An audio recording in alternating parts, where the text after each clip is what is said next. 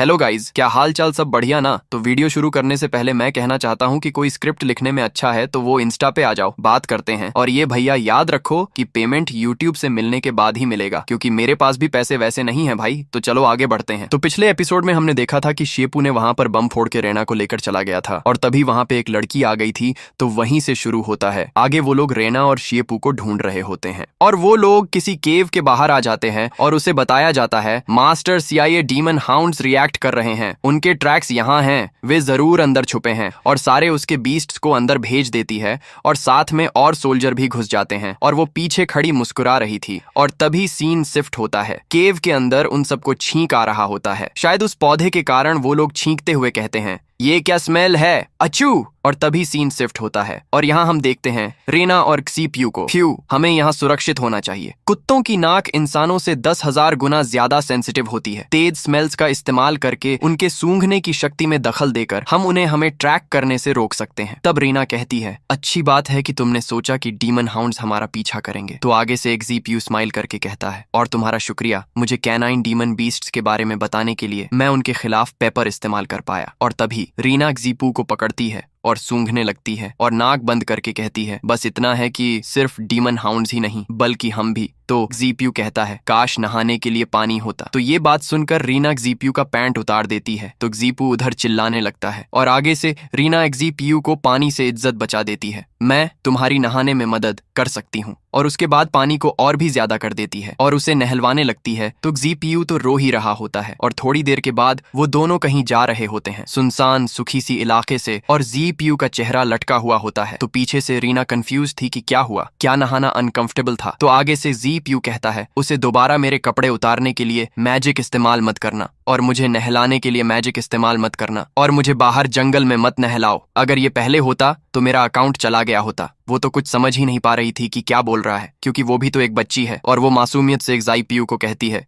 लेकिन क्या तुम नहाना नहीं चाहते थे। तो जीपीयू कहता है, जंगल में नहीं, बिना किसी मेंटल प्रिपरेशन के, बस मेरे कपड़े उतार देना और मुझे नहलाना। हम अभी उस स्टेज पर नहीं हैं। और वो अब तक सदमे में है। और तभी रीना आगे इशारा करती है कि वहां पे एक विलेज है। क्या ये ठीक है? वहां एक विलेज है, मुझे याद है, बहुत वेलकमिंग और बहुत लाइवली। और वो दोनों अंदर आते हैं तो सूखा सा विलेज था, पानी की कमी। और आगे देखते हुए जीपू कहता है, ये क्या यही तुम्हारा मतलब था, लाइवली से। और आगे दो विलेजर्स कुएं के सामने लड़ रहे थे पानी के लिए। तुम पहले से ही आधे कब्र में हो, तुम पानी क्यों पी रहे हो? तुम भी बूढ़े आदमी, अपना ही पेशाब पियो। और तभी जीपू रेना से पूछता है, क्या यही तुम्हारा मतलब था वेलकमिंग से? तो रेना को भी कुछ नहीं पता है क्यों ये ऐसा क्यों है। तो आगे से जीपू कहता है, तुमने मुझे पहले नहलाने के लिए मैजिक इस्तेमाल किया था, जिसका मतलब है तुम्हारा मैजिक पानी बना सकता है, ठीक? तो अब कुछ पानी बनाओ। तो रीना भी मान जाती है और मैजिक एक्टिव करती है और बहुत बड़ा पानी का गोला बनाती है और उस कुएं में डाल देती है।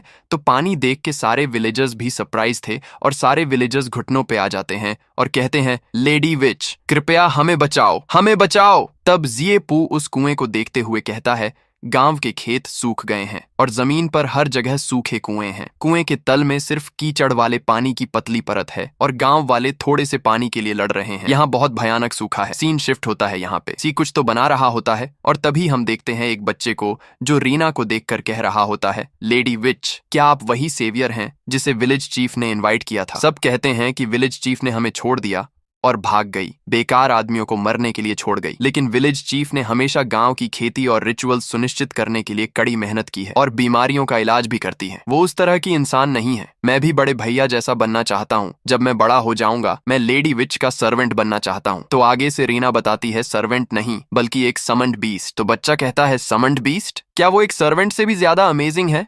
ये सुन के रीना आगे से यस कहती है और जीपू को पेट करते हुए कहती है, मेरा समन्ड बीस्ट बहुत अमेजिंग है। तो जीपू अपना काम रोकता है और कहता है, ये क्या तरीका है एक पपी को ट्रीट करने का? मैं एक प्रॉपर ह्यूमन बीइंग हूँ, phylum Chordata, class Mammalia, order Primates, family Hominidae, genus Homo से। और उसके बाद और एक बच्चा भागते हुए आता है और पास आके कहता है, क्या आप हमारी फैमिली की भी मदद कर सकती हैं? तो रीना भी मान जाती है, लेकिन उसको भी चक्कर आने लगता है। ज्यादा मैजिक इस्तेमाल करने पर लेडी विच जरूर अपना मैजिक खर्च करके बहुत थक गई हैं। जीपू उसको पकड़ लेता है और जीपू रेना को रेस्ट करने को कहता है और उसे घर में लाता है और सुला देता है। तुम्हें इतनी मेहनत करने की जरूरत नहीं है, मेरे पास उनके लिए खुद पानी पाने का एक तरीका है। और वो चीज बना लेता है, ये रहा। ये तो कुछ जाली टाइप का है जो कुएं के ऊपर है। और उसके अगले ही दिन विलेजर्स इतना पानी देखकर शॉक थे। सच में पानी है, सिर्फ विचेस ही पानी बना सकती हैं। और जीपू से एक ओल्ड मैन कहता है, एक आदमी, ये कैसे संभव है? तो आगे से जीपू कहता है, जब आप साइंस में मास्टर हो जाते हैं कुछ भी इम्पॉसिबल नहीं है। साइंस? तभी एक बच्चा कहता है, क्या ये चीज वो है जिसे बड़े भैया साइंस कहते हैं? तब जीपू बताता है, नहीं, इस चीज को फॉग नेट कहते हैं। हवा में पानी की भाप होती है, पानी की भाप लगातार नेट की सतह पर इकट्ठा होती है और आखिर में पानी की बूंदें बनाती है। यही साइंस है। हालांकि ये पानी की मात्रा अभी पूरे गांव के लिए काफी नहीं है, लेकिन अगर हम और भी ऐसे ही डिवाइसेस लगाते हैं तुम्हारी पानी की समस्याएं कम हो सकती हैं। तो आगे से वो लोग कहते हैं, तो इसका मतलब जब तक हम वो करते हैं जो तुमने हमें कल रात सिखाया, हम सब पानी बना सकते हैं। और वो फॉग नेट उठा के खुश थे वो लोग। और तभी जीपू कहता है, तुम इसे उस तरह से सोच सकते हो। तभी वो बच्चा एक्साइटेड होते हुए कहता है, मैं समझ गया, इस साइंस है, कोई ऐसी चीज जिसे आदमी भी इस्तेमाल कर सकते हैं। और तभी जीपू पोज मार के कहता है, मैजिक। और उसका पोज देख के बच्चा और भी एक्साइटेड हो जाता है, जैसा कि लेडी विच के समन्ड बीस्ट से उम्मीद थी। बड़े भैया, आप अमेजिंग हैं। और इधर जीपू उसे कहता है, मैं एक इंसान हूं, बीस्ट नहीं। हे! और तभी सारे विलेजर्स एक साथ कहते हैं, लेडी विच जिंदाबाद, लॉर्ड समन्ड बीस्ट जिंदाबाद, साइंस जिंदाबाद। और ये देखकर रीना खुश हो जाती है और जीपू को पेट करती है। तो आगे से जीपू चिढ़ जाता है और कहता है, मैंने तुमसे कहा था कि मुझे एक छोटे जानवर की तरह ट्रीट मत करो। और फिर रीना उसे छूते हुए कहती है, मास्टर और समन्ड बीस्ट का एक कॉन्ट्रैक्चुअल रिलेशनशिप होता है। जब समन्ड बीस्ट कोई टास्क पूरा करता है तो मास्टर को एक रिवॉर्ड देना चाहिए। गांव वालों को पानी देने के लिए शुक्रिया, तुमने बहुत अच्छा किया। और इधर जीपू का मूड डाउन था। सच कहूं तो मुझे समझ नहीं आता कि ये लड़की क्या सोच रही है, लेकिन वो बच्चा तो भाई, उसका एक्साइटेड मोड खत्म हो नहीं रहा। मैं भी चाहता हूं कि लेडी रीना मेरा सिर पैट करें। और थोड़ी देर के बाद वो सोल्जर्स रीना को ढूंढने आए थे। तो इस जगह पे तो वो बच्चा सोल्जर्स को देखते हुए बोल रहा होता है, आपदा विच, क्या वे लेडी रीना को ढूंढ रहे हैं? और वो लोग कह रहे होते हैं, विलेजर्स को हमें ये मत बताना कि हमारा सूखा भी इस वजह से था। कोई चीज जो बिना किसी विच पर निर्भर हुए पानी बना सकती है। और इधर वो लड़की भी आ गई थी, शायद उसका नाम था CIA। और वो तो जीपू को लेना चाहती है। ये समन्ड बीस्ट और भी ज्यादा इंटरेस्टिंग होता जा रहा है, मुझे ये वाकई में चाहिए। और कहती है, पानी भर लो, अपनी छोटी क्यूटी का पीछा जारी रखने का समय हो गया है। तो सोल्जर कहती, यस लेडी CIA। और सीन शिफ्ट होता है कैरोलाइन सिटी आउटस्कर्ट्स में। और इधर पानी बेचा जा रहा होता है। तो उन्हें देखकर रीना बोलती है, जैसा सोचा था, कैरोलाइन भी।